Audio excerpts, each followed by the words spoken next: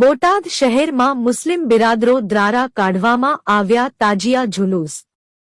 બોટાદ શહેરના તાજપર ગેટ, માંકડ ચોક, રજપૂત ચોરા, લીમડા ચોક, દીનદયાલ ચોક, tower road સહિત શહેરના મુખ્ય માર્ગ પર નીકળ્યા હતા તાજિયાનું જુલુસ। મોટી સંખ્યામાં મુસ્લિમ લોકો તેમજ હિન્દુ લોકો આ તાજિયામાં જોડાયા હતા અને શાંતિપૂર્ણ માહોલમાં તાજિયા જુલુસ નીકળે તેને લઈ પોલીસ સ્ટાફ દ્વારા ચુસ્ત પોલીસ બંદોબસ્ત સાથે કાઢવામાં આવ્યા હતા તાજિયા।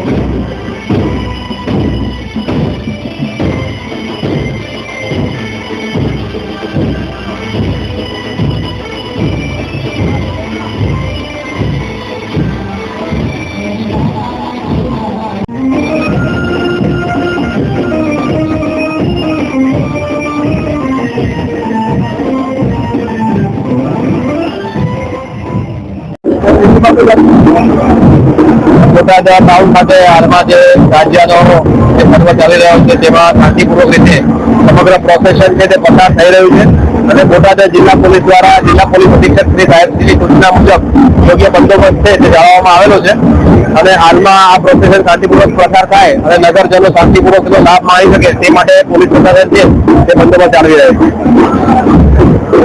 નામ નાથાણી ઇલિયાસ હબીબભાઈ, તાજિયા કમિટીના આગેવાન છીએ અને વર્ષોથી તાજિયા નીકળે છે અને પોલીસ, મામલતદાર, નગરપાલિકાનો ફૂલ સપોર્ટ છે અને શાંતિથી તાજિયા ફરે છે અને હિન્દુ મુસલમાનનો ભાઈચારો છે। અમારે બોટાદમાં કોઈ કોમી રંગખાણ કે કોઈ વસ્તુ થયું નથી। 70% હિન્દુ હોય છે, 30% મુસલમાન હોય છે અને ભાઈચારાથી તાજિયા ઉજવાય છે। 6 તાજિયા બને છે અને અત્યારે દીનદયાળ ચોકમાં પહોંચ્યા છે અને શાંતિપૂર્ણ માહોલમાં તાજિયા ફરે છે।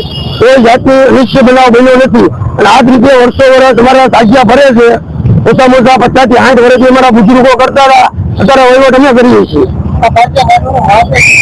અમારે ઇમામ હુસૈન એ શહાદતના કરબલામાં શહીદ થયા એના નામ ઉપર આ તાજિયા કાઢીએ છીએ અને અમને એટલું છે ઇમામ હુસૈન અમે જ્યાં હાજર છીએ ત્યાં ઇમામ હુસૈન હાજર છીએ અને હાજર છે।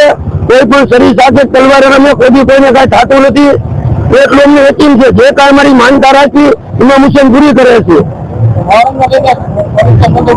પોલીસનો બંદોબસ્ત, પોલીસનો સાથ સહકાર, મામલતદાર, નગરપાલિકા, જીબી સ્ટાફ, એલસીબી બધાનો સાથ સહકાર ફૂલ હારો છે। કોઈ જાતનું બનાવ નથી ને શાંતિથી તાજિયા ફરે છે। દીનદયાળ ચોકમાં પહોંચ્યા છે।